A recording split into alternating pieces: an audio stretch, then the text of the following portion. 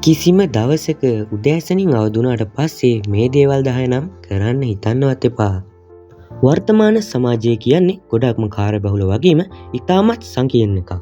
මිනිස්සු හැටියට අපිට හැමදාම උදේට අවදි වුණාට පස්සේ හවස රෑ වෙනකම්ම අපිට කරන්න තියෙන්නේ එකම වගේ වැඩ ටිකක්. ඉතින් මේ වගේ කරුණු පදනම් කරගෙන බොහෝ දෙනෙක්ට වර්තමාන සමාජය කියන්නේ ගොඩක්ම නීරස වගේම එපා කරපු දෙයක්.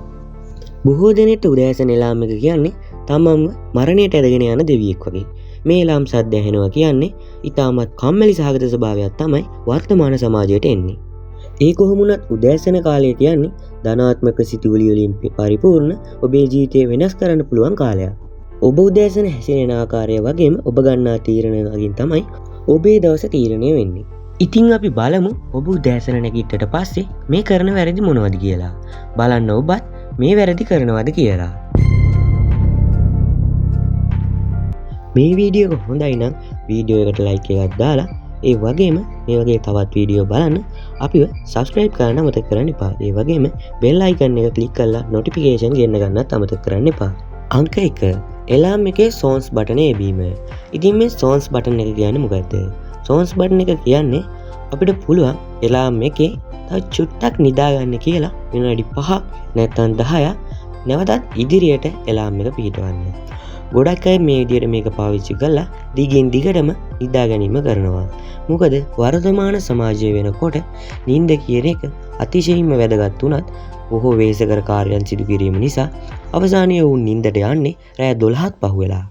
කොහොම වුණත් ඔබ මේ වෙනකොටත් මේ සෝන්ස් බටන් එක ඔබනවා නම් ඔබට ජීවිතයේ ගොඩාක් දේවල් මගේ හැරලා තියෙන්න පුළුවන්. ඔබ මෙම සෝන්ස් බටන් එක භාවිතා කිරීම මගින් දිගින් දිගටම නිදාගත්තම වෙන්නේ ඔබට ඔබේ රැකියාවට පිටත් වීමට නොහැකි වෙනවා. ඒ වගේම වැදගත් මීටින්, මිතුරන් හමුවීම, සමුග සාකච්ඡා මේ හැම දෙයකින්ම ඔබ පසුපසට විතරයි යන්නේ. මේ දේවල් දිගින් දිගටම කරනකොට ඔබට සිදුවන්නේ ඔබගේ දියුණුව එකතැන පල්වීම කියලා ඔබ හොඳින් මතක තබා ගන්න ඕන. අන්න ඒ නිසා එලාම් එක තියෙන වෙලාවට වදින පළවෙනි වතාවෙම නැගිටින්න බලාපොරොත්තු වෙන්න. ඒ වගේම එහෙම කරාම ඔබගේ අරමුණු, ඔබගේ අදිෂ්ඨානයන් හැම දෙයක්ම ඔබ කැමති පරිදි කරන්න පුළුවන්. ඒ වගේම උදෑසනම නැවුම් ප්‍රබෝධයකින් අවදි වෙනකොට ඔයාට වෙනදට වඩා විශාල තෘප්තියක් ලැබේවි. අංක 2 Facebook යාම. එහෙමත් නැත්නම් සමාජ මාධ්‍ය පරිහරණය. අද මොන්ටිසෝරි යන කුඩා වයසේ දරුවගේ ඉඳන් වැඩිහිටි ඒ වගේම වයස්ගත පුද්ගලයන් වෙනකම්ම දුරකථනය භාවිතය කියන එක අනිවාර්යෙන් කරනවා. ඒ වගේම තමයි මේ දුරකථනයෙන් කරන්නේ Facebook, YouTube, Twitter, TikTok අන්තර්ජාල පහසුකම් විශාල වශයෙන් භුක්ති විඳීමක්. ඉතින් මේ දේ කරන එක අපි අහිතකරයි කියන්නේ නැහැ.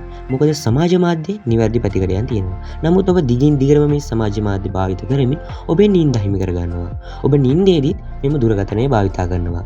ඒ වගේම ඔබ මෙම දුරකථනය ආහාර ගැනීමේදී හැම දෙයදීම භාවිතයට පටන් ගන්නවා. කොහොමුණත් මේ සිදු කිරීම මගින් ඔබටමයි අහිතකරයි. මොකද කාලය අපතේ යනවා කියන්නේ අපිට දිගින් දිගටම සිදු වෙන්නේ අපගේ අදිෂ්ඨාන වලට යන්න තියෙන මාර්ගය අවහිර වීම. ඒ වගේම නිින්දට ගිය වෙලේ ඉඳන් ඔබ කරන්නේ නිදා ගැනීම නොව. එනම් සමාජ මාධ්‍ය භාවිතයයි. මෙම නිසා සමාජ මාධ්‍ය හා දුරකථන භාවිතය ඔබට අවශ්‍ය විටක පමණක් සිදු කරන්න මතක තබා ගන්න. අංක 3 හිස් බඩ කිරි හෝ කෝපි පානය කිරීම. සාමාන්‍යයෙන් උදේ පුද්ගලයෙක් නැගිට ගමන් කරන පළවෙනිම වැඩේ තමයි මූණ සෝදන්නත් කලින් තේ එකක් බොනේ. කොහොමුණත් පැය 7ක් හෝ 8ක් රාත්‍රියේ නිදා ගැනීම හේතුවෙන් ඔබේ ශරීරයේ ජලය යම් තාක් දුරකට සිඳී ගොස් තියෙන්නේ. විශේෂයෙන්ම ෆෑන් දාගෙන නිදා ගන්න අයට මේ දේ හොඳටම විජ්ජලන තත්ත්වයක් වගේ දැනෙන්න පුළුවන්. කොහොමුණත් ඔබ උදෙන්ම නැගිට ගමන් කරන්න ඕන කිරි හෝ මේ දියර වර්ග වලට අදාළ කෝපි ආදිය පානය කිරීම නොවේ. උදේ පාන්දරින්ම නැගිට්ටා විශාල වශයෙන්. ඒ කියන්නේ ඔබට කැමති ඔබට පුළුවන් ප්‍රමාණයක් ජලය පරිහරණය කිරීමයි. මෙමගින් ඔබේ විජලන තත්ත්වය යම් තාක් දුරකට අවම කරගන්න පුළුවන්. ඉතින් අද ඉඳන් උදේ නැගිට්ටන් කිරි හෝ කෝපි බොනව වෙනුවට වතුර වීදුරුවක් පානය කරන්න මතක තබා ගන්න. අංක 4 ප්‍රෝටීන් නොමැති උදේ ආහාර වේලක් ගැනීම. වර්තමානයේ වෙනකොට අධික වැඩ හේතුවෙන් මිනිස්සුන් කරන ලොකුම වැරැද්දක් තමයි තමගේ උදේ ආහාරය නොසලකා හැරීම. මේ නිසා බොහෝ විට උදෑසනට ක්ෂණික ආහාර ගැනීම මිනිසුන්ට දැන් පුරුද්දක් වෙලා. වෙනදා උදෑසනින් නැගිටලා හදන ආහාර වේලක් වගේ නෙවෙයි මේ ඊස්ට් පුරවපු මේ පිෂ්ටේ සහිත ආහාර ගත්තම ඒ වෙලාවට ඔබට යම් ශක්තියක් ලබා දුන්නද කාලීනගත වෙද්දී මේ දේවල් ඊටම ශරීරයට අහිතකර දේවල් වලට පත් වෙන්න පුළුවන්. මෙන්න මේ හේතුව හින්දා ඔබ උදේ ආහාරයට සකසා ගත යුත්තේ බොහෝම ඉතාමත් ප්‍රයෝජනවත් ශරීරයට හිතකර ආහාර වේලක්. මේදය සහ ප්‍රෝටීන් බහුල ආහාර වේලා. මේ සඳහා ධාන්‍ය වර්ග, ඕට්ස්, හරිත තේ වගේ දේවල් අනිවාර්ය කරගන්න පුළුවන්. මේ හින්දා මම කියපු අර පිෂ්ඨ අධික ආහාර වෙනුවට මේ ප්‍රෝටීන් බහුල ආහාර ගත්තනම් ඔබගේ උදෑසන ආහාරය ඉතාමත් තෘප්තිමත් එකක් වේවි. අංක 5. ඇඳ සැකසීම, ඇඳ හදන එක. මොන විකාරයක්ද මේ කියන්නේ? ඇඳ හදන එක කොහොමද හිතකර වෙන්නේ? ඔයාලට මෙහෙම හිතෙන්න පුළුවන්. නිදාගෙන නැගිට්ටට පස්සේ අපි අනිවාර්යයෙන්ම අවුල් වෙච්ච ඇඳ සකසන එක අනිවාර්යෙන් සිදු කරන දෙයක්.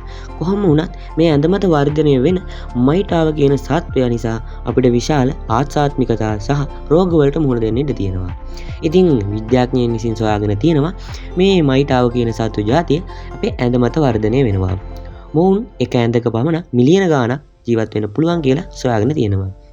ඉතින් නිදාගෙන නැගිට්ටට පස්සේ අපේ ඇඳේ තියෙන උණුහුම හින්දා මේ මයිටාවන්ට බෝ වෙන්න, ඒ කියන්නේ ඇඳට එන්න නොහැකියාවල් තියෙනවා. කොහොමවත් අපි පිළිවෙලකට මේ ඇඳ නැහුව ඒ ඇඳේ තියෙන උණුසුම නැති වෙන හින්දා මේ මයිටාවන්ට එන්න ඉඩ තියෙනවා. ඒ හින්දා ඔබ උදෑසනම නැගිට්ටට පස්සේ ඔබගේ මුහුණේ යම් යම් කැසීම් ඇති වෙනවා නම් මේකට හේතුව මේ මයිටාව වෙන්න පුළුවන්. ඉතින් ඔබටත් මේ රෝග ලක්ෂණ තියෙනවා නම් මේ මයිටාවන් ගැන සැලකිලිමත් වෙන එක ඔබට ගොඩක් හොඳයි. අංක 6. පමණට වඩා තීරණ ගැනීම. අපි රාත්‍රියේ නිින්දට ගිහිල්ලා උදෑසන ප්‍රබෝධමත්ම අවදි වෙනවා. මේ අවදි වුණාට පස්සේ ගොඩ දෙනෙක් කරන ලොකුම වැරැද්දක් තමයි සැලසුම් කිරීම. අපි දවස කොහොමද කරන්න කියලා ප්ලෑන් කරන්න පටන් ගන්නවා. කන ගමන් හැම වැඩකදීම වුන් කල්පනා කරන්නේ ඊළඟට මොකක් කරන්නද? ඉතින් අර උදෑසන සිතට දැනෙන සැහැල්ලුව අපි විසින්ම නැති කරගන්නවා. අද දවස ගැන මොකක්ද කරන්න කියලා පෙළගස්ස ගන්න එක ගොඩක් හොඳ දෙයක්. ඒත් අධිකව ඕනවට වඩා තමන්ගේ ප්‍රශ්න සිතුවිලි ඔලුවට දාගෙන දවස බොහෝ වෙහෙසකර විදියට බිසි වෙන්න ප්ලෑන් කරන එක ඔයාලට ගොඩක්ම හිතකර වෙන්න පුළුවන්. මොකද මේ හේතුවෙන් ડિප්‍රෙෂන් වගේ ප්‍රශ්න වුණා එන්න ඉඩ තියෙනවා. මොකද උදෑසන නැගිට ගමන් ඔබ සිටින්නේ සැහැල්ලුවෙන්. කොහොම වුණත් උදෑසන නැගිට්ටන් පස්සේ මට මේවා තිබ්බනම් මම මෙහෙම කරා නම් මම මේ දේ කරන්න ඕන මේක අනිවාර්යමයි කියලා හිතුවා ඔබට සිද්ධ වෙන්නේ ඔබේ මනසට ඔබම තරඟකාරී හැඟීමක් ඇති කරනවා. ඔබ කරන්නේ මේ කාලය ඇතුළත මම මේ දේ කරනවා කියලා හිතාගෙන. ඉතින් මේ දේ නැති කරගත්තොත් ඔයාට දවස් සැහැල්ලුවෙන් ගත කරන්න පුළුවන්. අංක 7. රූපවාහිනිය නැරඹීම. බොහෝ දෙනෙක් තමන්ගේ නිින්දෙන් අවදි වුණාට පස්සේ කරන්නෙම උදෑසන රූපවාහිනිය නැරඹීමට පටන් ගන්න එක. උදෑසන ආරම්භ කරනකොටම ප්‍රවෘත්ති දවසේ මොනවද සිද්ධ වුණේ කියලා හොයලා බලන එක තමයි ගොඩ දෙනෙක්ගේ වැඩේ. මෙහෙම කරනකොට ඔයාලට සිද්ධ වෙන්නේ ඔයාලා පත්තර, රූපවාහිනී, සෝෂල් මීඩියා ආදී භාවිතා කරලා මේ දේවල් හින්දා ඔබේ තියෙන සංසුන්භාවය නැති කරගන්න එක. මොකද බොහෝ විට ඔබ උදෑසන නිවුස් බලනවා කියන්නේ ඔබට අහන්න ලැබෙන්නේ පීඩාකාරී හැඟීම් වලට ඉතාමත් අසහනකාරී දේවල් පමණයි. විශේෂයෙන්ම මේ රූපවාහිනිය වල උදෑසන ප්‍රවෘත්ති ප්‍රකාශය කියන්නේ ඔබට දැනගන්න ලැබෙන්නේ ඉතාමත් පීඩාකාරී දේවල්ම පමණයි. දැනුම ඇති දේවල් දැනගන්න පුළුවන් වුණත් ඔබගේ කාලය අපත යන්න ඉඩ තියෙනවා. කොහොම වුණත් ඔබට විශේෂ දේවල් දැන ගැනීමට අවශ්‍ය නම් ඒ සඳහා ඔබට පුළුවන් උදෑසන නැතුව වෙනත් කාලයක් භාවිතා කරන්න. අංක 8. Negative thinking. ඒ කියන්නේ ඍණාත්මක සිතුවිලි. උදෑසන නැගිට ගමන් පසුගිය සිදුවිච්ච සිදුවීම්, අසහනකාරී දේවල්, ප්‍රශ්න මේ දේවල් ඔබ කල්පනා කර ඉන්නවනම් තවම ඔබ කරන්නේ ඔබගේ කාලය කාදමීමක් පමණයි. ඔබට යම්කිසි ප්‍රශ්නයක් තියෙනවා නම් උදෑසන නැගිට ගමන් ඒ ගැන මෙනෙහි කරන්න යන්න එපා. යම්කිසි භාවනා කටයුත්තක වගේ යෙදෙන්න පුළුවන් නම්, ආගමික කටයුත්තක යෙදෙන්න පුළුවන් නම් ඔබට මේ ප්‍රශ්න අමතක කරලා ප්‍රබෝධමත්ම උදෑසන ආරම්භ කරන්න පුළුවන්. අංක 9. තම රෝග නොසලකා හැරීම. උදෑසනම පටන් ගත්ත ගමන්ම උදෑසන ආහාර වේල සඳහා ෂණික ආහාර ආදිය බොහෝ දෙනෙක් ගන්නවා. නමුත් මොවුන් තමන්ගේ ලෙඩ රෝග ගැන තැකීමක් කරන්නේ නැහැ. බොහෝ විට උදෑසන ගන්නා මේ ෂණික ආහාර, නූඩ්ලස්, චිප්ස් මේ ආදී සියලුම බීම වර්ග මේ හැම දෙයකින්ම සිද්ධ වෙන්නේ ඔබේ රෝගවලට අහිතකර දේවල්. ඒ හින්දා උදෑසන නැගිට්ටා කලින් සඳහන් කරා වගේ නිරෝගී ආහාරයක් ගන්න. අංක 10. උදෑසනින්ම මත්ද්‍රව්‍ය භාවිතයට ගැනීම. බොහෝ දෙනෙක් නවීන සමාජයේ බොහෝ දෙනෙක් කරන වැරදි වැඩක් තමයි මේ මත්ද්‍රව්‍ය. විවිධාකාරයේ මත්ද්‍රව්‍ය තම ආහාර වේල සමග භාවිත කරනවා. විවිධ වයින් වර්ග භාවිත කරනවා. මේකෙන් ඔබගේ මනසට කිසියම් සංසුන් භාවයක් හෝ තමන්ගේ හැඟීම් පාලනය කර ගැනීමට ඉඩක් නම් ලබා දෙන්නේ නැහැ. මොකද තමන් උදෑසනම නැගිටලා ක්‍රියාශීලීව කරන්න ඕන කටයුතු හින්දා මේ මත්ද්‍රව්‍ය භාවිතා කරපු ගමන් ඔබගේ සියලුම ක්‍රියාකාරී හැඟීම් සියල්ල යටිපත් වෙනවා. මොකද මේ මත්ද්‍රව්‍ය හින්දා තමන්ගේ මනස විකෘති කර ගැනීමක් පමණයි සිදු කරගන්නේ. ඒ හින්දා උදේ ආහාර වේල හෝ උදෑසන මත්ද්‍රව්‍ය භාවිත කරන්න එපා. ඉතින් මේ සුන්දර උදෑසන ලස්සන කරගන්න මේ වගේ අහිතකර සිදුවීම් 10ක් අපි ඔයාලට කිව්වා. මේ දේ අහිතකර දේවල් නැති කරගත්තොත් ඔයාලට පුළුවන් ඔයාලගේ මේ ලස්සන උදෑසන ඉතාමත් ප්‍රීතිමත් සහනකාරී එකක් කරගන්න. ඉතින් ඔයාලා මතක තියාගන්න ඕන මේ කරුණු 10ට වඩා බොහෝ කරුණු තියෙනවා. ඉතින් මේ කරුණු හොඳින් ඔළුවේ තියාගෙන Tamanට හොඳයි කියලා හිතන දේවල් කරන්න. ඒ වගේම තමයි උදෑසන නැගිටතර පස්සේ මේ කියපු වැරදි කරන්න එපා කියලා අපි ඔයාලට තරයේ අවවාද කරනවා. ඉතින් මේ ලස්සන දවස සුන්දර විදියට ගත කරයි කියලා අපි බලාපොරොත්තු වෙන ගම අපි අද වීඩියෝ එක නවත්තනවා. ඉතින් වීඩියෝ එක අනිත් අයටත් දැනගන්න ෂෙයා කරන්න අමතක කරන්න එපා. නොදත් එච්සෙල් විසින් අරගෙන ආපු මේ ලස්සන වීඩියෝ එක තමයි අපේ channel එකේ පළවෙනි වීඩියෝ එක. ඒ හින්දා like එකක් දාලා comment එකක් දාන්න අමතක කරන්න එපා.